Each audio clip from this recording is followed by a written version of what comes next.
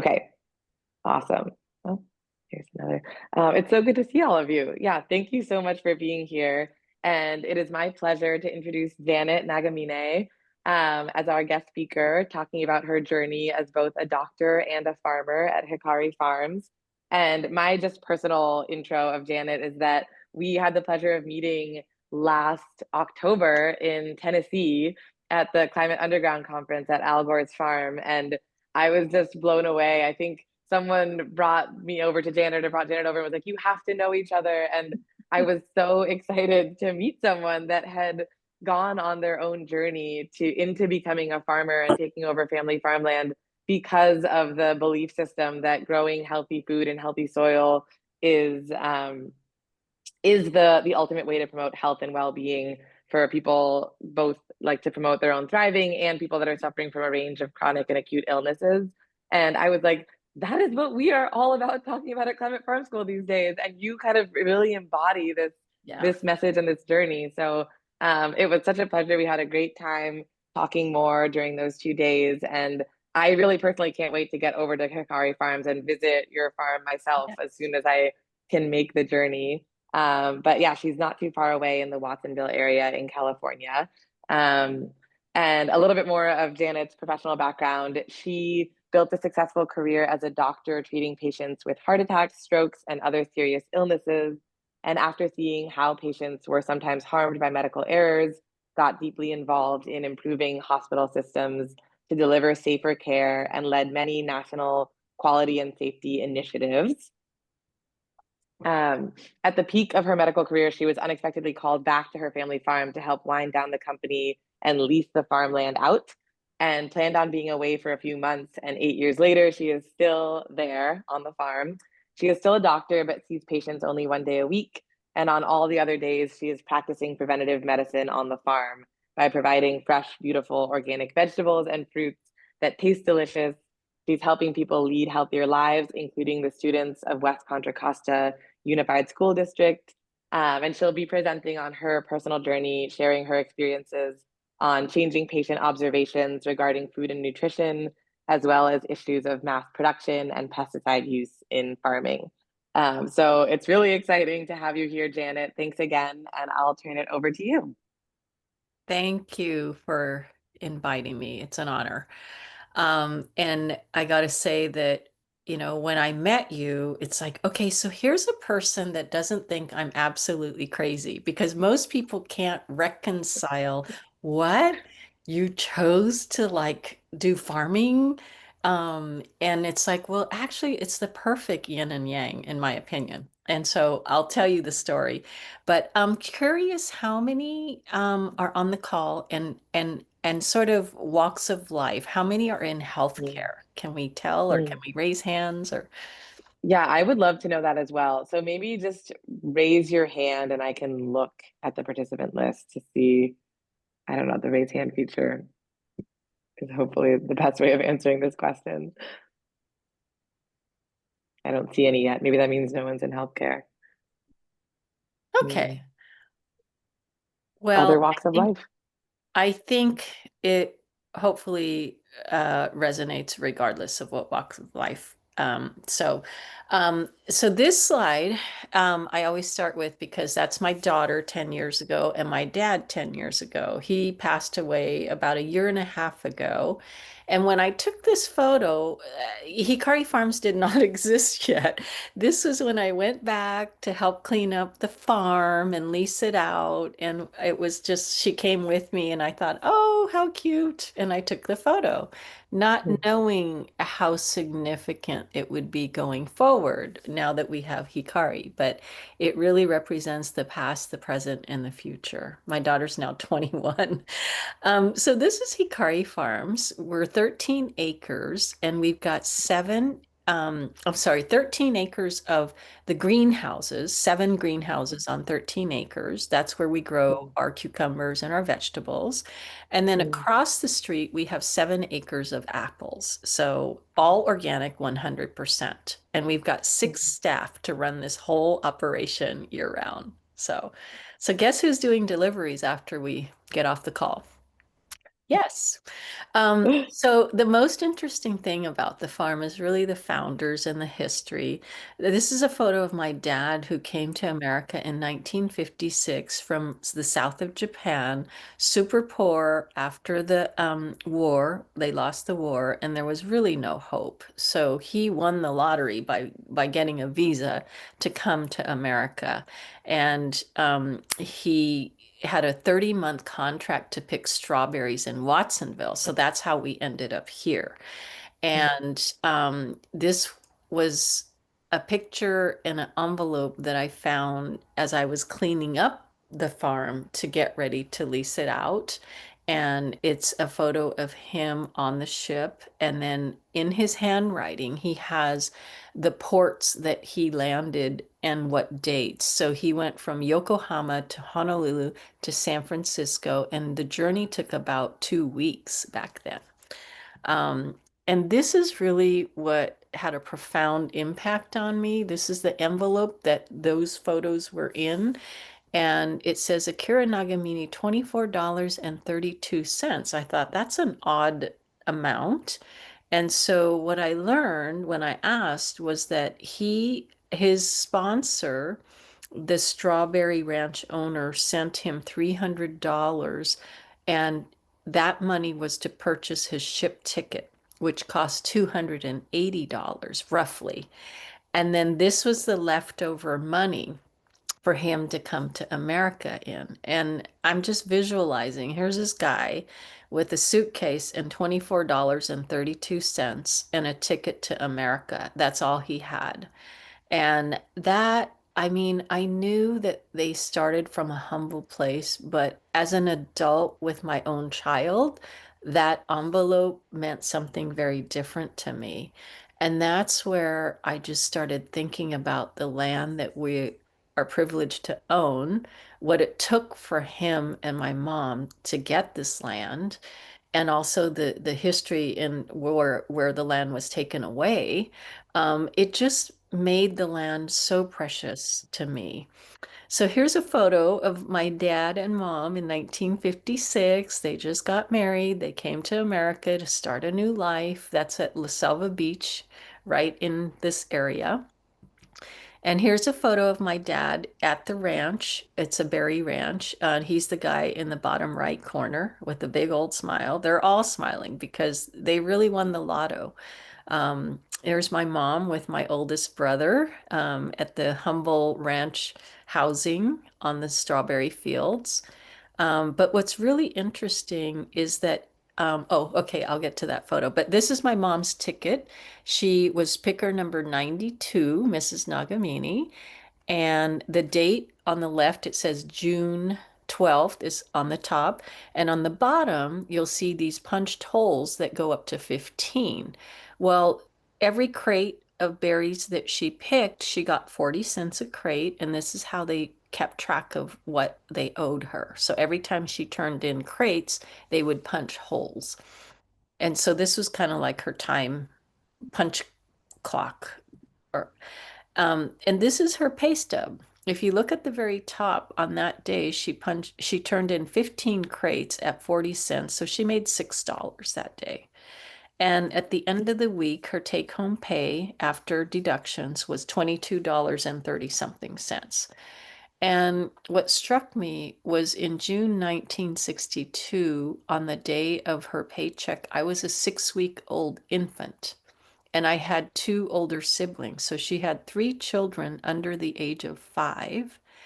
And this was what she was doing. So I said, Mom, who was taking care of the kids while you were doing this? And she and her sister job shared. So one week she would watch the kids, and one week she would pick berries. And as a family, they worked together with the funding. You know, they just, yeah, it's remarkable how they survived. But what's really remarkable is that her sister and brother pulled together their money that they earned this way to buy 5 acres of land 6 years after they came to America. So this was the original site of our, actually, it was a carnation nursery. They did wholesale florist originally on the south side of Watsonville. So three families pitched together, they bought land, and they built greenhouses in 1962. So just to recap the last 50, 60 years, they went into a wholesale florist business, were very successful. The three families actually split off and each one got their own site. So we came to our current site in 1967, and my father and mother built their own greenhouses and continued with flowers. My brothers joined in, and after a 30-year successful run, um, with NAFTA and changes in the flower industry, it was no longer profitable. So they transitioned to organic vegetables. We were one of the first CCOF certified greenhouses in California. And so they started growing tomatoes and cucumbers and other things in the greenhouse. They did farmers markets, and it was okay. But between the economy and they were doing okay, but not great. And then family dynamics being what they are, it was just time to close. And so it was very sad. And the dream that my father had for my brothers to continue just didn't happen. So I came back to help close shop and get the place cleaned up and leased out. So, it was kind of sad for my dad and brothers, but I said, no problem. You guys can relax. You just collect rent money. It's all good.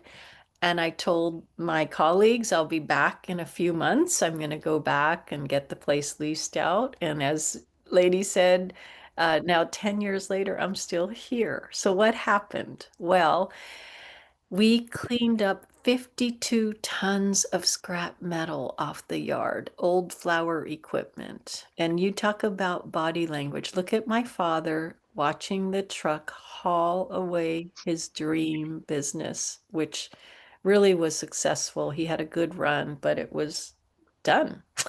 And so it was heartbreaking to be at this juncture. And this is my dad in the middle with Mario on the right and Guillermo on the left. Guillermo's still with us today and has been with our family for over 50 years. Mario is still with us and he's been with our family for about 35 years. And what they're doing there is they're growing Nita garlic chives for somebody else. That's what we are doing in the interim while we are waiting for that renter to come. And of course, while we were waiting for that renter to come, my father says, oh, I'll just grow a few cucumbers. It's like, okay, Dad, you can keep one greenhouse and we're going to lease four. So he went to his craft, and as I observed, it was just kind of beautiful to watch one by one the seedlings, and then he would transplant them, water them one by one meticulously. And then, as you can see on the right, a beautiful cucumber being born. And then this is what they look like as they mature, like Jack and the Beanstalk, huge vines, beautiful. They're manicured up string one by one, super labor intensive, but it was just beautiful to observe the patience and the time that goes into it. So now we had cucumbers to sell, but I closed the business. I closed A Nagamine Nursery and I closed the corporation. And now we were going to sell cucumbers and we needed a business to operate under. So my mom thought of the name Hikari, which means shining light. We were going to focus on the positive. It's the beginning and the end always together. And so we came up with the name Hikari Farms and we started selling the cucumbers. And they also piddled around, as always, having these heirloom scallions that they grew sort of on the side, and I was watching them process that. If you notice, they're beautifully bundled without a twist tie, just with the stem. It just looked really cool because they didn't have twist ties back then. They didn't have synthetic fertilizers and chemicals back then in rural Japan. So, slow farming, I got to observe. These are green onions that my father is meticulously cleaning. and look at what it turns into. Do you know how much time that takes to do? And it was zen-like to watch him in action. It was meditative. And then this is at Buy Right Market. They were one of our first customers, and we were just delighted that they were celebrating small farms like ours. And we went up there for the first time, and we were so proud. We had no idea that they were celebrating us in the way that they were. And then they were even branding the cucumber with the sushi rolls. It's like summer garden rolls with Hikari Farms. It's like, wow.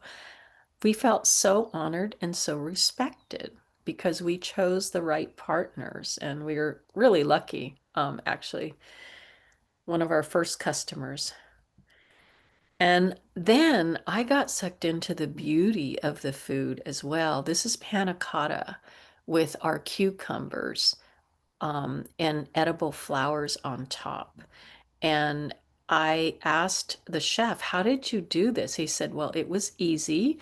I drizzled shungiku oil. Shungiku is a chrysanthemum leaf. He made an oil and he drizzled it, and then he added the cucumbers and flowers. And I just thought, oh my gosh, this is what you can do with our produce. That's amazing. And so I slowly got sucked in to just the beauty and the I don't know, just from the earth, what you can do. And so on the right is our daikon radish. Left are apples, cucumbers, green onions, the garlic chives, and then you have Japanese okame spinach. The middle one is the shungiku, which is the chrysanthemum green, and on the left is komatsuna, which is another Japanese green. So I thought about the joy that this food was bringing to the community, especially people from Japan, because they couldn't get these things here, especially organic, fresh vegetables like that. And it just was a joy to see how people received what we were doing.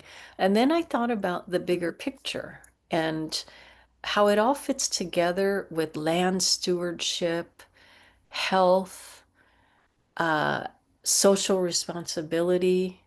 And as a mother, the one thing that I learned that really got me going was that organic chicken that I fed my daughter back in 2003 and 2004 and 2005 had arsenic in it because even though it was organic, they allowed the chickens to be fed corn feed that was laced with arsenic. And I thought, how is that okay?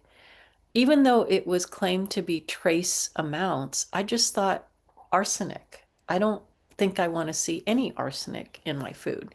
But it turns out that there's a lot of arsenic everywhere. And then I learned about apples and how conventional apples have about commonly, 10 to 15 different pesticide residues on the peel. And as a doctor, I was told to tell patients to eat the skin on the apple because that's where the fiber is. And so I'm seeing all these things that didn't make sense, that, there was really a lot of toxicity in our food. And as a physician, I'm seeing more and more cancer, more and more diabetes. So it was all kind of fitting together as I was reflecting on this. And so I thought, well, what can we do? I mean, there are choices that we make daily in what we eat, in what we buy, in how we manage waste, in how we travel. That affect the environment. And then there's the societal and policy things. And I just started thinking more holistically about our food system and what can I do with a farm to have a positive impact. So looking at what we eat, um, and how beef, pork, and cheese have the largest greenhouse gas emissions. And so if you look more to the right, if you eat less meat and more vegetables and grains, you can do a lot to impact the environment. And then again, looking at quantitatively, if you were eating 3 plant-based meals every day for a year, that's the same amount of greenhouse gases that would be generated from driving to New York and San Francisco 4 times.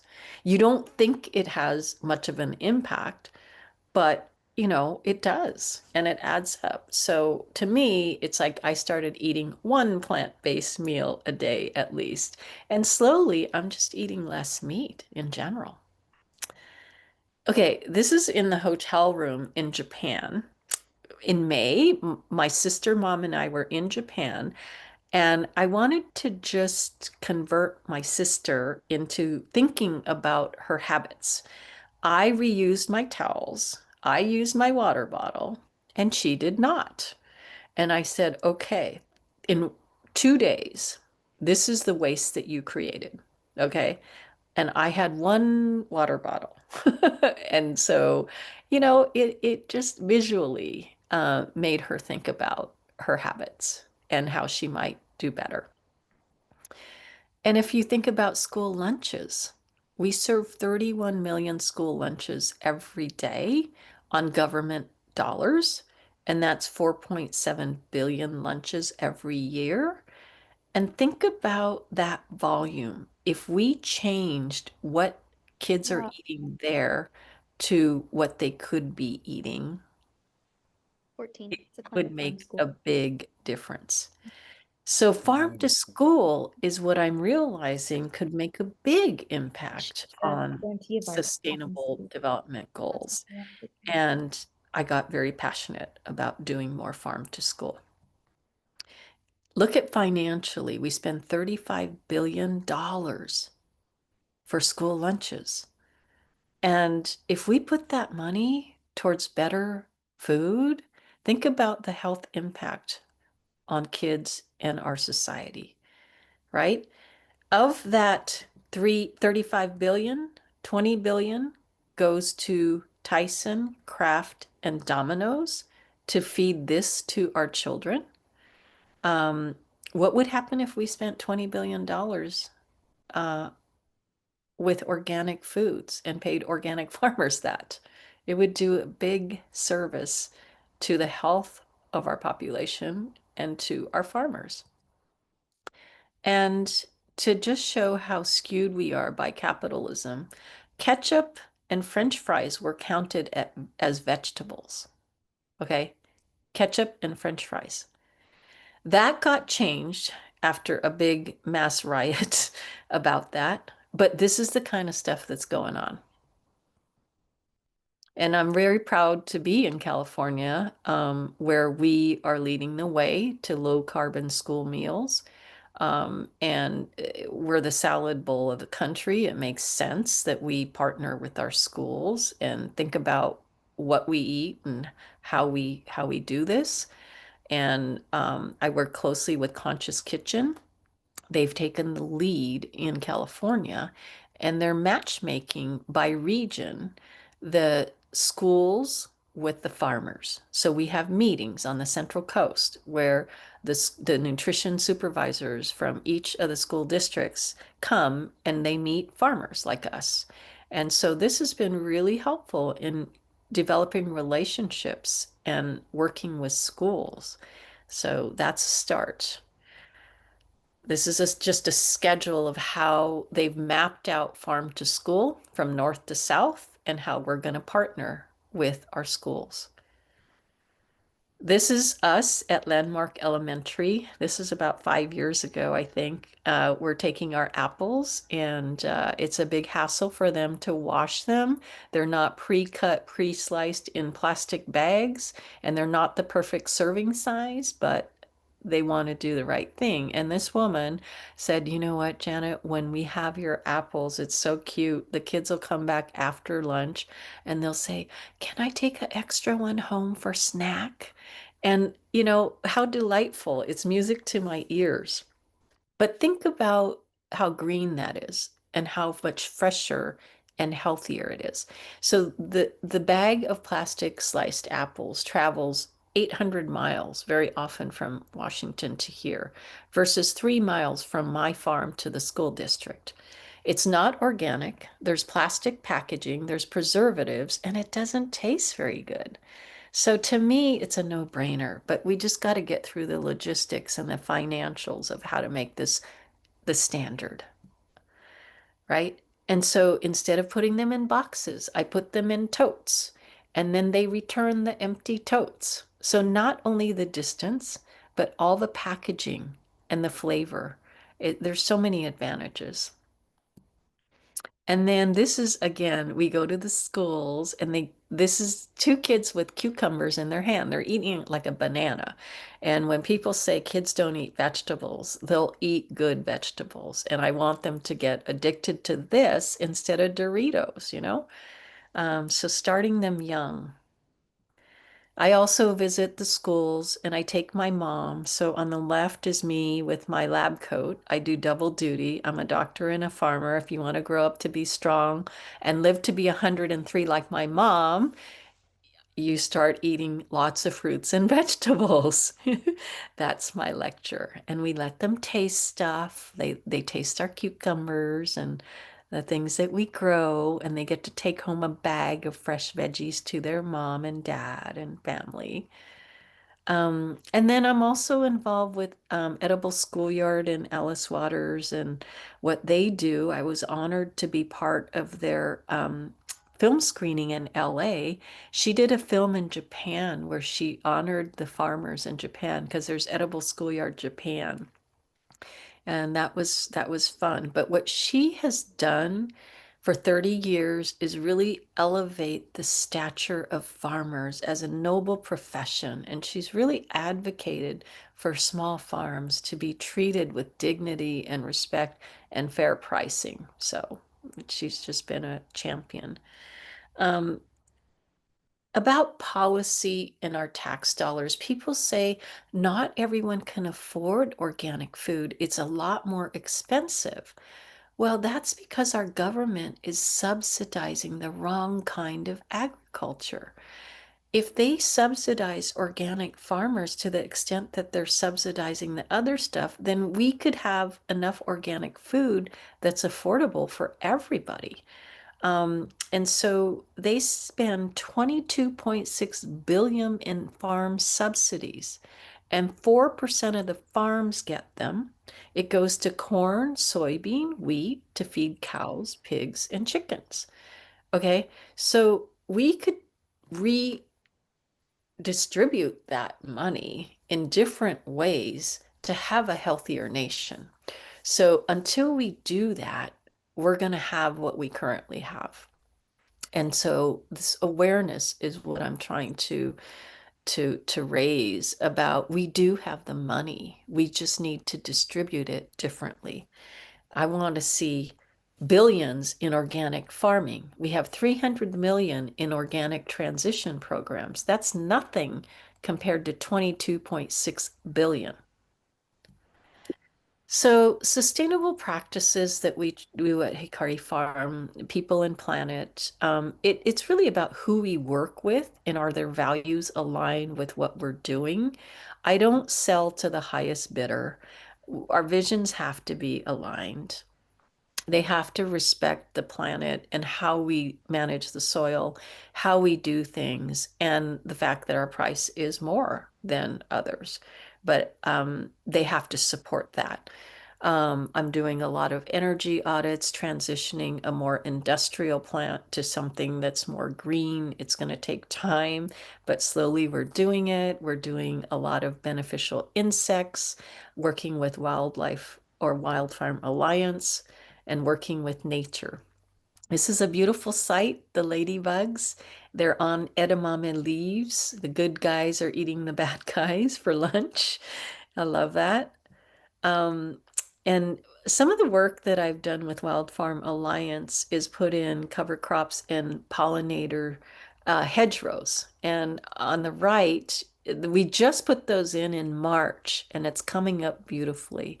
And I just love how nature and the ecosystem can balance each other out without using pesticides. So all of that pre-med science that I did comes into play now, the biology. And So, in closing, I just want to say that we can all make a difference, whether you're a banker or a farmer or a doctor or a lawyer. This problem that we have can be solved in so many different ways and in just regular what we consume and what we do and our habits.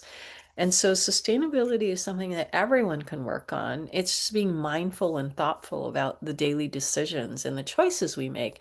And for me, the choice to not give our land to somebody who wasn't going to do the right thing was one big one. And I learned a lot in the process and in the journey, but it's really been a gift because after 25 years of being a doctor, I'm making a much bigger impact with the farm and what I'm doing here than what I've done as a doctor one-on-one with patients. I mean, I like to think I have impact there as well, but the bigger impact on the community and on the environment is really done through the farm.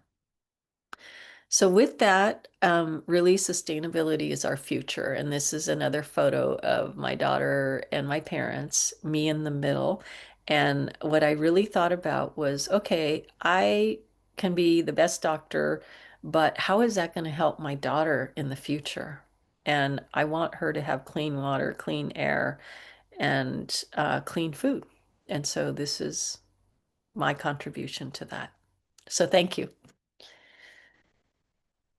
Oh, thank you so much, Janet. That was not only an incredible story, but a really kind of moving articulation of what needs to change in our food system and how we can all play a role, even as we do whatever we can to help advocate or make policy change. I mean, I feel like it's sometimes a case of two steps forward, three steps back. But your story is really moving, and it really makes me feel like we are going to like this. The changes that need to happen are on some level inevitable because they just make so much sense, and it's just like building the collective action and the collective power to advocate for systems change like this.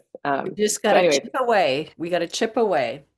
yeah, yeah, exactly. Well, so I have a question for you, and then I want to invite questions from everyone else that's here that has joined. So, however is comfortable for you all, you can raise your hand and come off mute or put some questions in the chat. But yeah, my first question to kick things off, Janet, is related to your ongoing engagement as a doctor 1 day a week. What either like changes since becoming a farmer do you see in your own practice, or what changes do you think are possible in the medical world and the doctor hospital landscape to help bring more healthy, nutritious food into people's course of care? Like, how do you see more leverage points now that you're at this intersection of doctor farmer? Well, one exciting thing is what you're doing. You're getting continuing ed for healthcare professionals to learn more. And I do think that there is a growing momentum about the intersection of all of these things and the way we think about the world and our lives. I feel like there's an opportunity to really help people um, rethink um, the way things are. And I think COVID made a lot of people pause and think about what's important. Mm, And I do feel like with more and more opportunities, whether it's Climate Farm School, whether it's Conscious Kitchen, I really think that people are not connecting the dots. Um, and again, as a doctor, the patients that I am seeing 20 years later are very different from the patient population that I saw in the beginning. And so when I see a patient now, every first or second sentence of my history in physical, this is an X-year-old patient with a history of diabetes, hypertension, hyperlipidemia, coronary artery disease.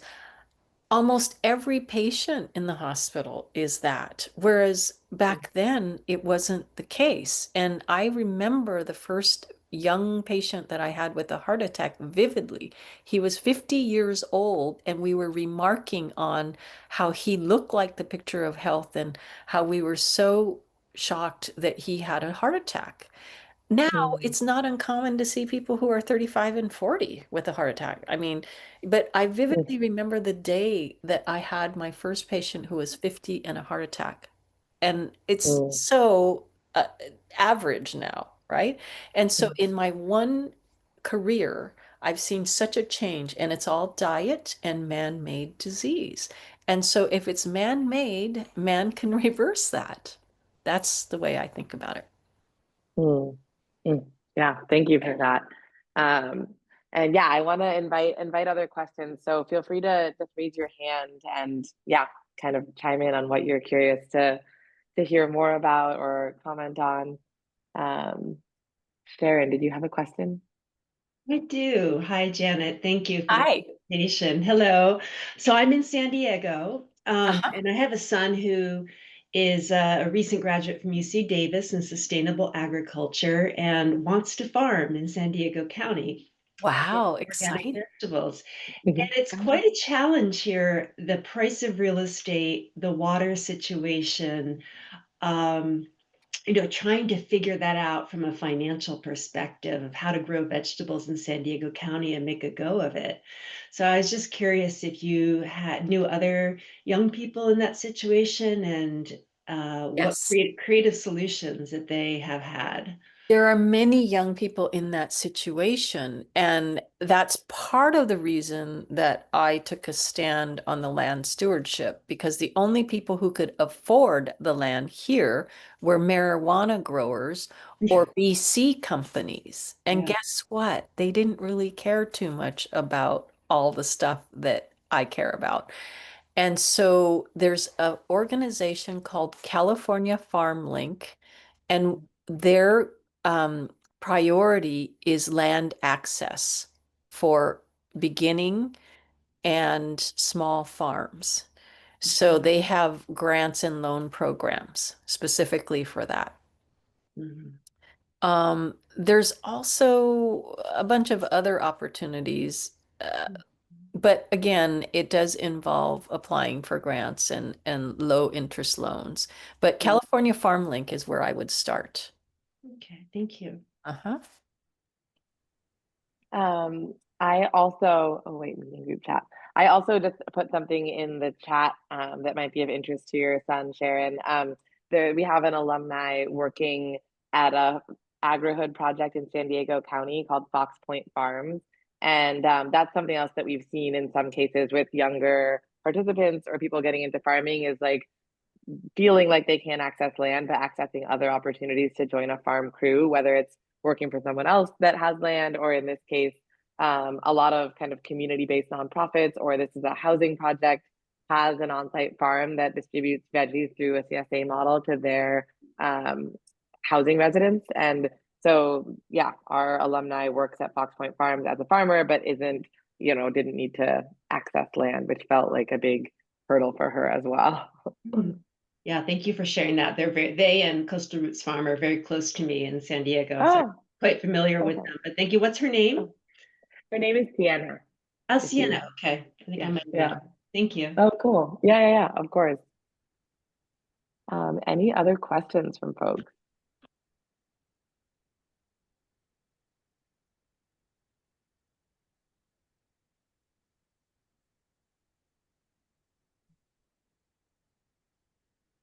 Can I ask a question? Yes, please. And this is open to anybody, like Sharon, for instance. What made you decide to participate in Climate Farm School? Yes, so I'm considering participating in it and perhaps going to the Hudson Valley in August. And my thread actually is 25 years ago, I went to cooking school in New York City, a Oh, vegan cooking school called the Natural Gourmet. And I have not been a vegan the whole time, but it really opened my eyes to, I think that the woman who started it, Anne Marie Colbin, was decades ahead in understanding sugar, gluten intolerances, cooking for health. And so that started it for me. Now I have a son, as I mentioned, who actually Plant Futures, which is one of the organizations that Idea Garden started in addition to Climate Farm School, had a very big impact on his life. He started the UC Davis chapter there. And so he was really impacted by the Plant Futures organization. So I've been trying to support that organization. And then now, after kind of not to give my full life history, but wrapping up a whole career in learning and development, in corporate learning and development in the Bay Area, I'm trying to decide what to do for my encore career. And so I kind of want to come home to this space and decide, well, he wants to farm, and that's wonderful. Where's my place in this space? I Is love Mm. that cooking, because coaching, what is it? but that's what it's going to take Yeah. is the interdisciplinary approach, right? Mm, Look at Patagonia. Look mhm. at all of these really socially responsible companies. Right. We've got to get that kind of thinking um, Yeah.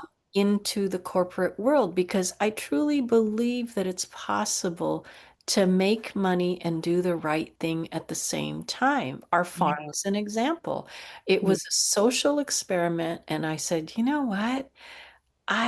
This will be an experiment. I'm not going to do this unless I can do it right. I want to pay our workers fairly.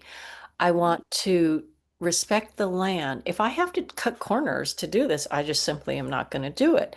And I mhm, honestly am pleasantly surprised that we survived because when I went to work with people, I was clear that our prices are not the cheapest. But mhm, let me tell you what goes into the cost. Our workers have health care. They have a 401k profit sharing plan. When mhm, it's really hot, they get to go home and I pay them because it's not their fault that it's inhumanely hot and it's unhuman to work. mhm, But I'm able to keep this business in operation treating my workers the way I want to, treating the planet and the soil the way I want to. And mhm, I'm really surprised that there's enough people who want to come along.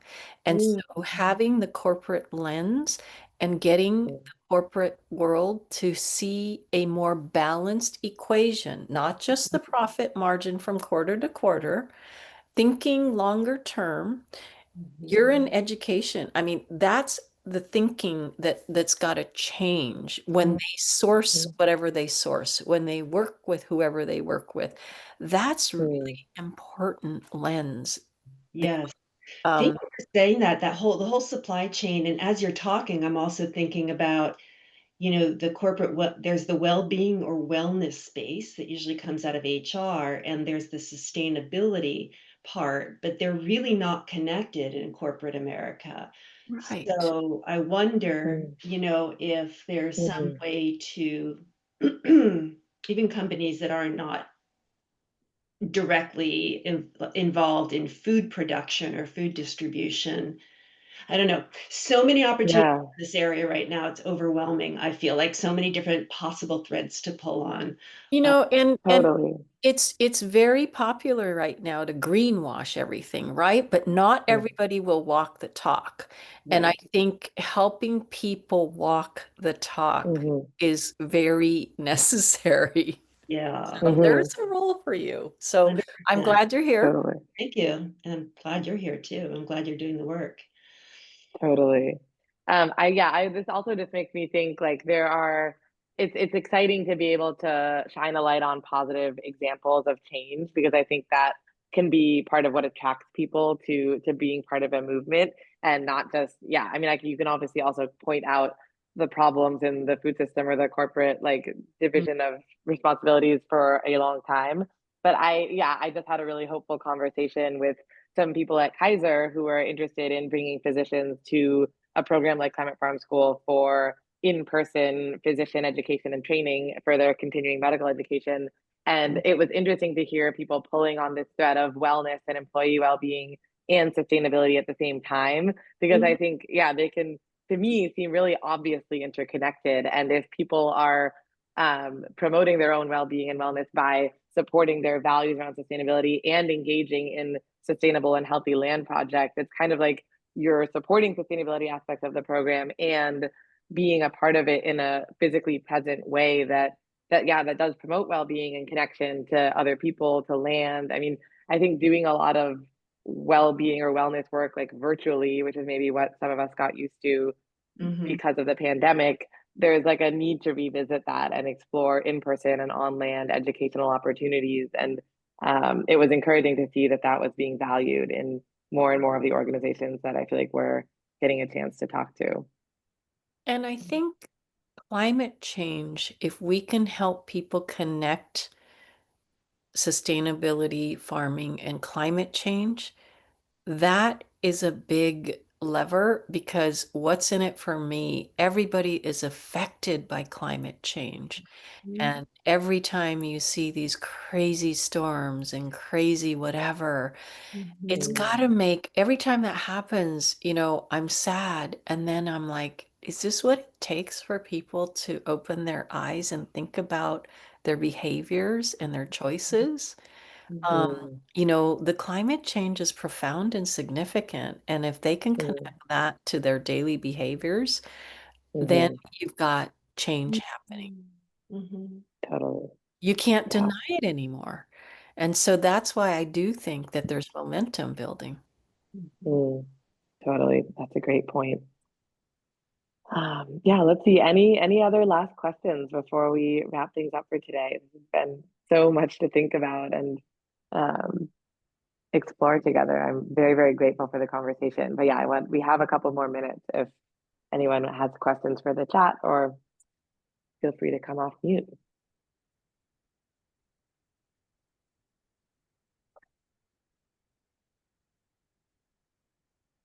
Quiet group.